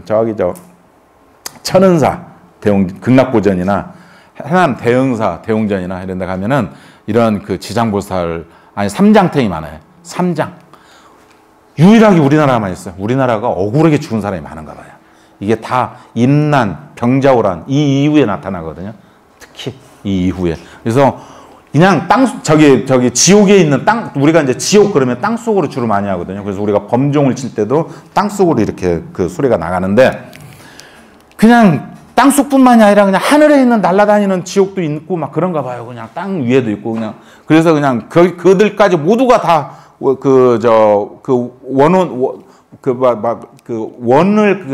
한을 품고 있는 영혼들을 다 구제하겠다라는 그런 저기를 하고 있습니다.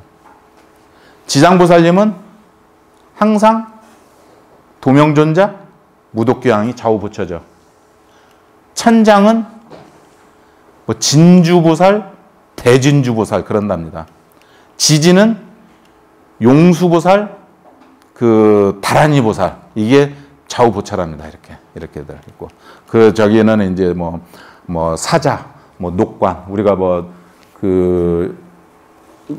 영화 있었었죠. 그때 염라대왕도 나오는 그 영화요. 뭐죠 그게? 신과 함께. 거기 보면 녹사도 있고 막 기록하는 사람도 있고 이렇게 사자들도 있고 그러겠죠. 현황도라는 게 있어요. 현황도. 이거는 염라대왕의 미래부인 보현왕 열애를 시왕 중에서도 염라대왕이 이거는 뭐냐면 인간이 죽으면 3일째 되는 날 그 사자한테 극락왕생을 기원하기 위해서는 이게 염라대왕의 미래부인 그런 현황이랍니다. 현황. 그래서 이런 현황도가 있습니다. 현황도. 우리 지역의 저기 전북 완주 하암사에도 이 현황도가 있습니다. 이렇게. 우리가 이제 49제도 지내잖아요. 그러면은 시왕전에 보면은 10분의 시왕이 있는데 1왕, 2왕부터 해서 7일마다 이렇게 7번 7제를 해서 49제를 하고 나면은 8번째 시왕은 100일 때 이제 그래도 그때까지도 천도를 못하면은 100일 때 또 9번째 시왕한테는 그때까지도 안 되면 이제 1년상 그 다음에 10번째 시왕한테는 3년상 최소한 그 정도 가면은 다 나가겠죠. 이렇게도 하는데 우리가 임금도 예를 들어서 죽으면 자기 아버지 붙인 선왕의 상을 갖다가서 3년상 하거나 못 오잖아요. 그래서 하루를 막 1년씩 잡아서 3일 만에 끝내고 막 그래요. 이렇게 옛날에 보면. 우리도 마찬가지, 우리도 49일까지 못 가. 그냥 3일째, 죽은 지 3일째 되는 날 그냥 제사를 지내, 이렇게. 현황도에. 염라대왕, 미래불에게. 이게 현황도입니다. 현황도. 나안도, 독성도. 우리가 이제 조각에서 많이 저기 했죠. 제가 조각에서 말씀드렸죠? 주리반특가 16번째. 그렇죠? 신중탱은 우리가 이제 화엄경에 나오는 신장들을 다 모은 건데요. 예적보살이라고 대예적 금강이라고 하기도 하고는 서가모니 부처님의 화연이에요. 서가모니 부처님이 근엄하고 이렇게 인자하게만 나타나는 게 아니라 때로는 험악하게 나타내가지고 혼을 내줄 때가 있어. 이게 이제 서가모니 부처님의 화연이에요. 여기는 위태천신이라고 그래서 힘이 세. 그래서 이 위태천신은 모자가 새의 날개. 그래서 일본의 사무라이들이 특히 이 신장들을 많이 차용을 해요. 그래서 일본에 보면은 투구가 그냥 많죠. 다양하고.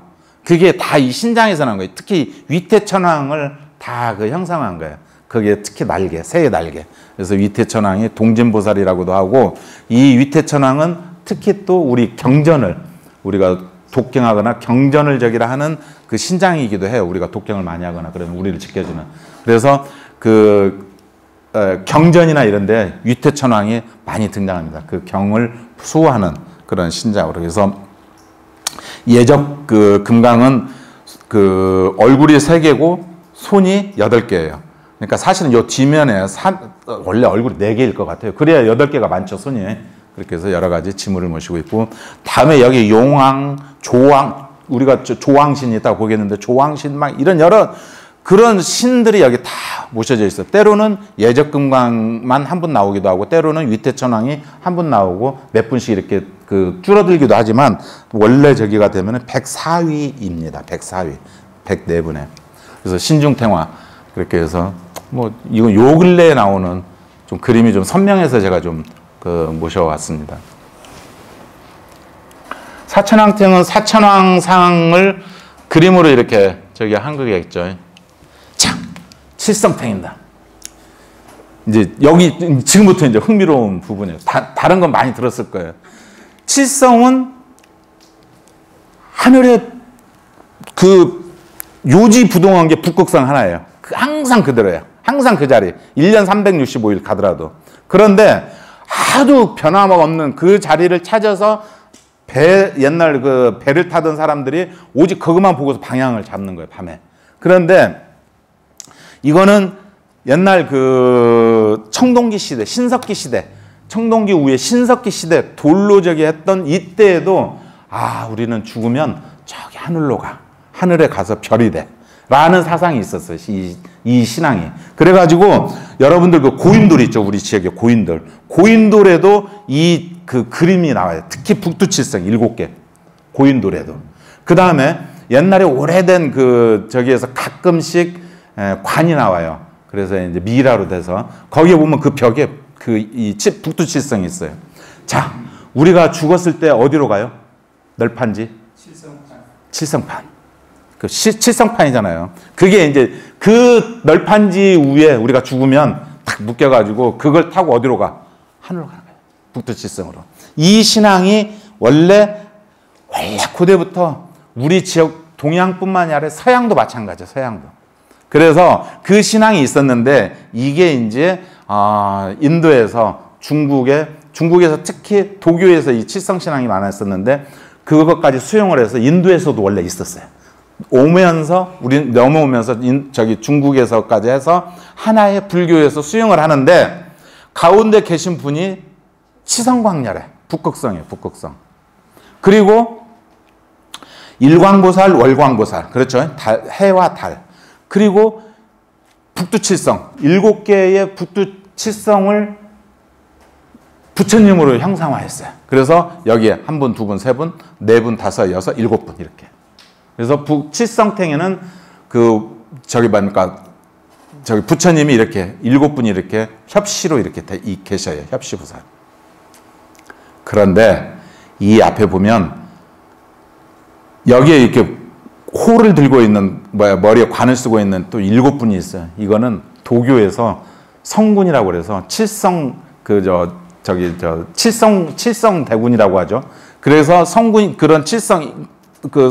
그래서 도교의 칠성대군과 불교의 칠열애 합쳐진 불화예요. 합쳐진 불화. 도교와 불교가.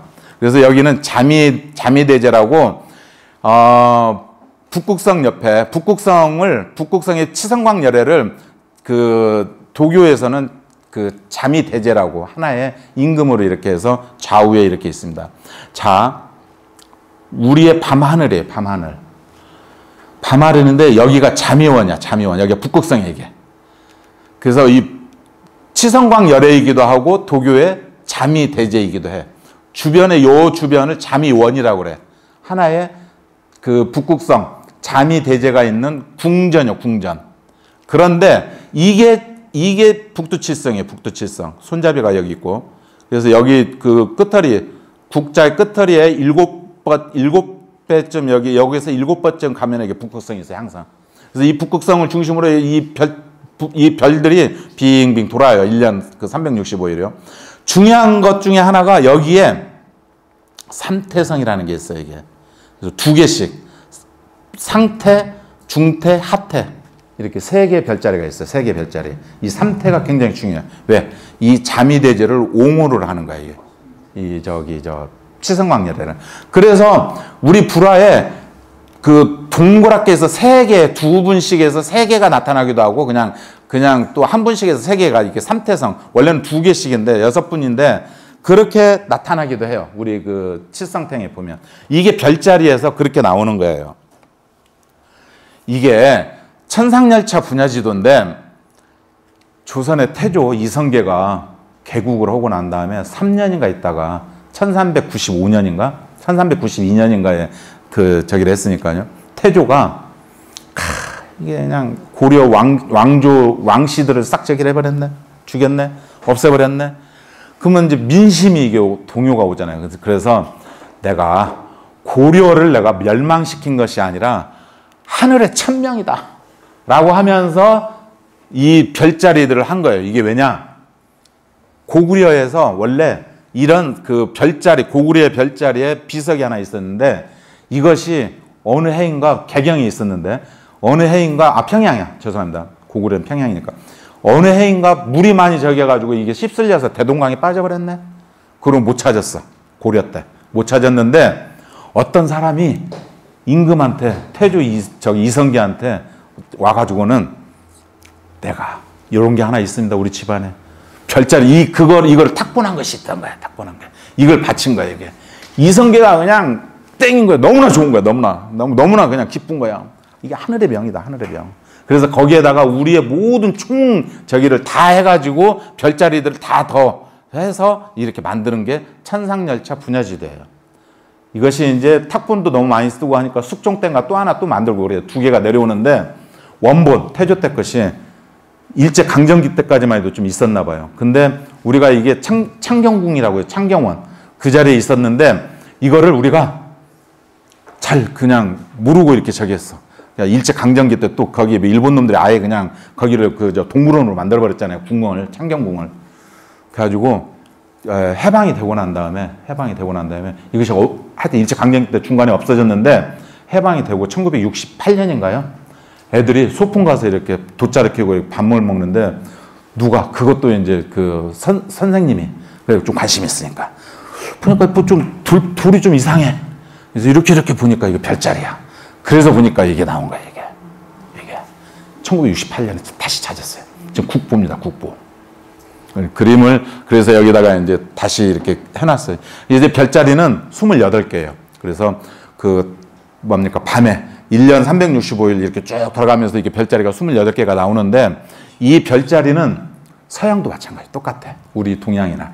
왜냐하면 서기 전부터 이거는 하늘을 딱 24개로 나눠요. 24개.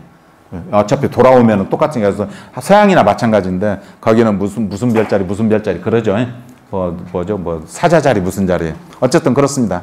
그래서 여기에 북두칠성이 아마 여기쯤 지금 북두칠성이 이렇게 있고 그 다음에 여기가 상태, 중태, 하태 아까 그 삼태성이요. 그렇게 있고 여기가 이제 자미대제가 있는 북극성이 있고 이런 것을 조금 이런 것이다라는 것만 여러분들이 알고서 칠성탱을 보면 일광보살, 월광보살, 그 다음에 칠열애, 칠원 성군, 도교죠. 도교와 불교 28개 별자리, 8분의 이렇게. 그렇게 여러분들이 이제 보면 돼요. 재밌는 것이 여기에서 재밌는 게 요분입니다. 요분. 머리가 대충 노인, 수성 노인이라고도 하죠. 칠성탱화에 요분을 또 찾는 묘미가 있어요. 찾아야 해요. 왜? 수명과 관련돼. 그래서 이분은 뭘 상징하냐면 남극성이에요. 북극성이 있으면 남쪽에도 이렇게 변하지 않는 그 별이 있답니다. 그래서 우리는 북반구에서 우리나라도 가끔 그 남극성이 나온대요. 어디 가서 봐야 하냐? 제주도. 그래서 옛날에 뭐 나이 먹고 이제 벼슬길 다 끝나고 이제 돈은 일었다 제주도까지 가서 지 오래 살겠다고 남극성 수성 노인을 찾아가기도 해요. 굳이 안 가도 되는데 절에 가면 이렇게 그러잖아요. 칠성탱에 가서 여기서 기도하면 되잖아요. 그래서 예전에 칠성탱이 뭐가 있어요? 항상 예전에는 전에도 말씀드렸죠. 무명실. 예물이 거기에 올리는 그 공양물이 무명실이었었어요. 무명실. 자, 그런데 이 탱화가 근래에 만들어진 빛골포교원 아세요? 저기 화엄사? 거기에 삼성탱에 있는 건데 제가 독특해서 이 사진을 한번 가져와 봤어요. 여기에 뭐 칠열에 여기에 뭐 칠원 성군 뭐 다 계셔요. 치성광열에 소를 타고 있어, 소. 그래서 이 치성광열애가 북극성에 견우직녀하듯이 소를 타고 소가 이런 좌대가 돼서 나오는 분은 이 칠성탱이에요. 칠성탱. 소가 좌대가 돼서 그래서 소가 등장을 합니다. 산신탱. 우리나라 불교가 오기 전에 우리의 토속신앙은 산신이라고 그랬죠. 산신은 호랑이고 호랑이를 의인화해서 이렇게 뭐 남자로도 나오지만 여자 산신도 있다는 거. 우리나라에는 여자 산신도. 그래서 여자 산신이 사실은 저기 해인사에 뭐 가야국을 만들었던 정명 부인인가요? 막 이러듯이 또 지리산도 여자 산신이거든요. 그래서 우리나라는 모태 신앙이어서 사실은 산신 그러면 여자 산신이 많습니다. 자, 근데 제가 여기서 하나 호랑이가 다 입을 다물고 있고 여기 보면 꼭 고양이처럼 이렇게 해학적이고 우리의 산신은 우리를 무섭게 하거나 하게 하네. 그런데 산신각에 가끔 가다가 보면은 다 버티고 있어. 입 쫙 벌리고 있어. 이빨 드러내고. 일본식 사실은 일본식. 근래에도 그렇게 그려서 놓는 데가 있어요. 가끔 이렇게 보면 만나는데 그래가지고 진짜 이렇게 막 호랑이 막 일본에는 호랑이가 없어. 일본은 호랑이가 없어가지고 한국 조선해를 와야 이렇게 호랑이를 와요. 그래서 호랑이를 자기들 상상으로 이렇게 해가지고 그려요. 그래가지고 늠름하고 해서 대나무 속에 호랑이 그려져 있는 민화는 다 일본풍이에요. 일본식이에요. 우리 한국은 그렇게 안 그래요. 우리 그 호랑이를 산신은 특히 정말 친근한 그 고양이처럼 이렇게 그리고 이빨을 드러내지 않는다는 거. 그래서 여러분들 혹시 어디 가서 이렇게 보시면 제가 일본풍이겠네?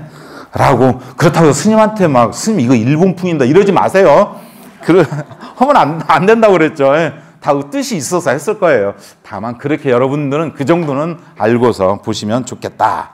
그래서 여러분 호랑이가 대나무 밭에 호랑이가 쫙 벌리고 있는데 입 사이로 태양이 떠오르는 이런 민화들이 있어요. 다 일본식이에요. 일본식. 우리하고는 전혀 맞지 않는 그림이에요. 우리하고는 맞지 않는 그림. 조왕탱. 조왕은 뭐예요? 부엌조자예요. 부엌조자. 부엌조자는 구멍혈자에다가 맹꽁이 맹자랍니다. 그래서 약간 구멍. 우리가 아궁이 이런 거. 거기에 뭔가 생명이 있어. 조왕탱은 이렇게 용수사나 절에 이렇게 저기로도 이렇게 해요. 나무 좌보처 담비 역사. 좌보처 담비 질매자, 그래서 장작을 매가지고는 불이 필요해요. 우보처, 이게? 주식 추모.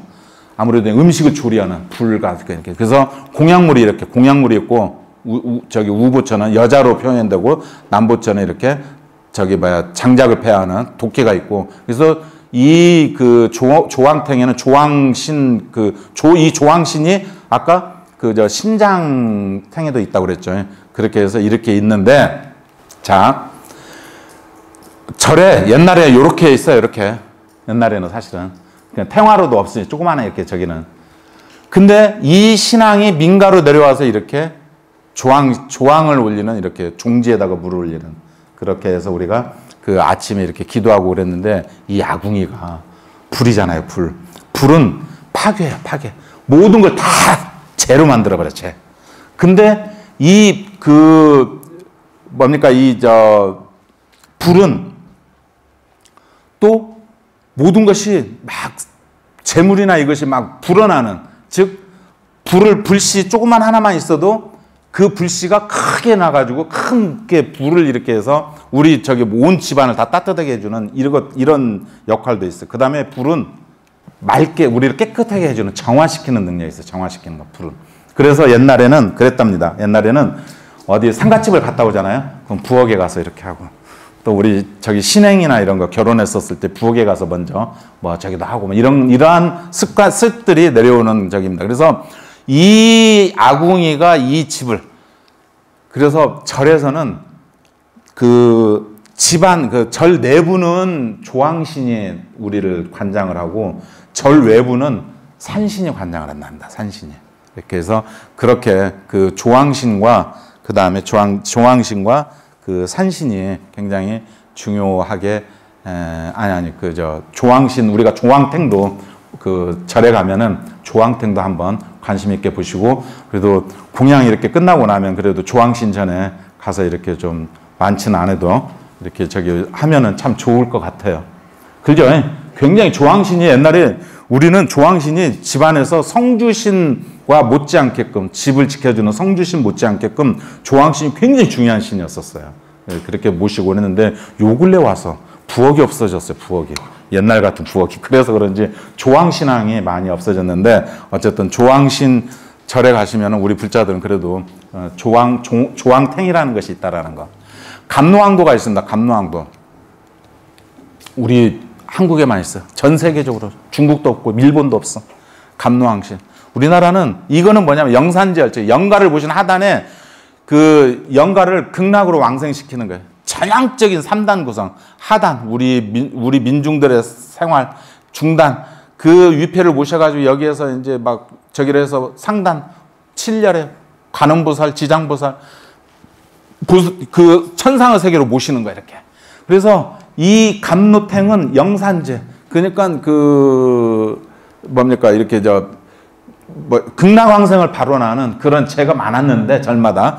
그리고 나라에서 다 못 해줘. 그래서 그런 절에다가 이렇게 제물을 해서 한꺼번에 제단을 많이 쌓아서 많이들 와서 여기서 기도하라고 그래. 기도. 그렇게 해요. 그래서 여기 있는 두 저기가 아귀예요. 아귀는 하여튼 저처럼 이렇게 배가 나온 배는 남산만 하고, 저기는 바늘 같아서 뭐든 이렇게 먹으면은 이렇게 많이 들어가지 못해. 그냥 아귀 다툼 한다고 하죠. 막 먹는 것에. 그런데 만약에 얘가 먹을 수 있는 유일한 음식은 뭐냐면, 스님들이 공양하고 남은 청정수, 그 다음에 아침에 부처님 전에 올린 청정수, 이런 물만 마실 수 있어요. 왜? 거기에 고춧가루 하나라도 있으면 이게 가다가 이게 바늘구멍만한 게 막히면 불이 나. 몸이 타. 이게 먹지는, 배는 남산만한데 목구멍은 그러지. 이런 아귀 귀신이 있어요. 아귀 귀신. 근데 이 아귀 귀신이 그 밥을 유일하게 먹을 수 있는 이 시간에는. 그래서 먹는 거예요. 얼마나 기쁘겠어요. 근데 여기는 뭐냐면, 어떻게 그 영혼들이 어떤 영혼들이냐. 여기에 줄타기 하다가 저기 하고, 여기 가까이 보면은 부부싸움 하는 모습도 있고요. 또 독사에 물려서, 호랑이에 물려서 이렇게 죽은, 우물에 빠져 죽은 이런 모습이, 이게 하나의 풍속도예요. 풍속도. 이렇게 해서 그렇게 죽은 영가들을 이렇게 스님들이 제를 올리면 여기에 고관 왕이나 대작들도 옆에서 같이 막 기도를 해가지고 그 영가들을 이렇게 하늘나라로 보내는 거예요. 극락세상으로. 이게 저기예요. 그래서 이 아귀가 그렇다라는 거예요. 우리 절 앞에 가면, 절 법당이나 옆에 가면은 요런 것들을 가끔 볼게요. 기왓장으로. 이게 뭐냐? 부처님 전에 청정수 올리고 매일 올리잖아요. 그러면 그 물을 아무데나 이렇게 버려요? 안 버리잖아요. 그래서 거기를 법당 앞에 이렇게 해놓고 여기다 버리고 아귀만이 먹을 수 있어 그 말을. 우리가 바루 공양할 때도 그 바루를 1000명이 아니 100명이 먹었더라도 싹 그릇까지 씻었는데 깨끗해. 근데 거기에 만약에 고춧가루 하나라도 있으면은 거기 큰 스님은 그러잖아요. 다시 돌려. 그러면은 싹 올려간다고 나눠 먹잖아요. 지금은 뭐 바루 공양 않지만 예전에는 우리 어렸을 때 정말 많이 했습니다. 고약한 선배들 그냥 깨끗이 했어도 그냥 다 나눠 그래가지고 다 먹고 그랬어요. 선배들 아주 입승 고약한 선배들 걸리면. 그래서 이 감노탱에는 진화를 해요. 불화가. 그래서 일제 이게 흥천사 서울에 흥천사 일제 그 군인들 거기에 전봇대도 나오죠. 그죠? 그래서 이 감노탱 우리나라만 있는데 그림이 진화가 된다. 요 근래는 뭐가 나와요? 자동차. 자동차로 죽은 사람 많을 거 아니에요. 그래서 자동차 이런 게 많이 나와요. 불화는 진행형인데 이분이 이상호 거사라고 이분이 걸개걸음이 있죠. 걸개걸음. 80년대 조선대 그 미술학과를 나오신 분인데 걸개걸음으로 이렇게 해가지고 안기부에 잡혀가서 거기에서 하여튼 굉장히 고초를 많이 당해가지고 굉장히 많이 아시는 분, 여러분들 뭐 많이 아시는 분이 있어요. 지금도 활동을 해요. 선덕사의 불화예요. 이분이 그러셨어. 선덕사 불화는 하늘 세계를 백록담을 했어요. 백록담. 그 다음에 그 중단에 여기에 이제 그 아미타 부처님, 지장보살님, 관세음보살님 그리고 여기에 큰 스님들 여기에 뭐 한용운 스님, 만암 스님, 여기에 뭐 신육국사 뭐 이렇게들 하단에는 뭐예요? 농사짓고 애들이 여기에 연꽃 위에서 놀고 물장난하고 부처님도 여기 부처님도 같이 애들하고 놀아요 이렇게. 그다음 여기 연화대에는 여기에 생명이 탄생하죠. 태아, 애기 저기 뭐예요? 모유를 주는 어머니. 그래서 가을에 저기 하는 이런 것을 담은 우리의 염원을 담은 불화가 선덕사에 있습니다. 그 여러분들 선덕사 한번 가시게 되면 산수동이죠. 산수동 이 불화를 여기 이제 부처님 앞에 있으니까 옆으로 더 이렇게 해서 요렇게 생겼습니다. 원형은. 그러니까 이 그림들도 한번 가서 보시기 바랍니다. 여기는 빛골 가장 최근에 이제 빛골 포경원에서 그 법당 불화의 왼쪽 끝을 이렇게 군인들도 여기 여기입니다. 요거 뭐 이렇게 해서 나오고 있습니다. 그래서 뭐 진영 있고 요 그림을 마지막으로. 일섭 스님이라고 송광사 스님이신데 아주 불화를 제일 많이 그래서 엄청나게 많습니다. 송광사에 이제 다 기증을 했어요. 미륵 부처님, 서가모니 부처님, 여기에 뭐죠? 성모 마리아, 네. 그 다음에 관세음보살님, 뭐 여기에 마호메트, 공자, 노자 뭐. 그 다음에 저기 뭐죠? 여기 위태천왕, 여기에는 또 누구예요? 위태천왕이고 이 중에서는 우리 쪽에서 제일 저기 신도 세고 관우. 예, 그렇게 해서 이렇게 모든 종교인들이 성인들이 한 자리에 모아서 이렇게 불화를 그린 그림도 있다는 걸 여러분들한테 소개를 하면서 긴 시간 저기 뭡니까 밤에 졸음 오는 시간을 이렇게 내주셔서 제 말씀 들어주셔서 감사하고 어쨌든 고생하셨습니다. 다음에 또 기회 있으면 또 뵙도록 하겠습니다. 감사합니다.